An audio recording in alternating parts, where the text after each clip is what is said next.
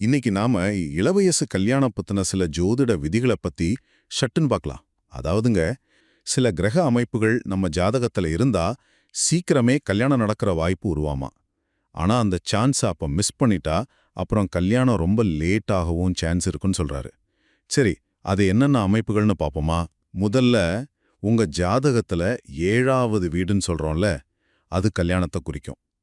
அந்த வீட்டோட சனி பகவான் தொடர்புல இருந்தா, அதாவது 7ஆம் வீட்ல உட்கார்ந்திருந்தாலோ இல்ல அந்த வீட்டை பார்த்தாலோ, சின்ன வயசுலயே பொண்ணுக்கு 17, 21, பையனுக்கு 21, 24 கல்யாணத்துக்கு ஒரு வாய்ப்பு வருமா.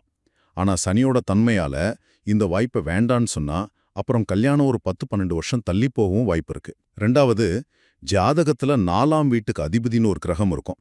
அது ரொம்ப பலமா அதோட சொந்த வீட்லயோ ஆட்சி இல்ல உச்சம்னு சொல்ற பவர்ஃபுல் இடத்துலயோ இருந்தா இள வயசுலயே கல்யாணம் நடக்கிற யோகம் வருமாம். மூணாவதா, அந்த 7ஆம் வீட்டு அதிபதி இருக்காரே, அவர் சுக்கிரனோட சேர்ந்து ஜாதகத்துல 6, 8, 12 மாதிரி மறையிற இடங்கள்ல இல்லாம நல்லா ஸ்ட்ராங்கா இருந்தார்னா சீக்கிரமே கல்யாணம் நடக்கிற வாய்ப்பு ரொம்ப அதிகம்.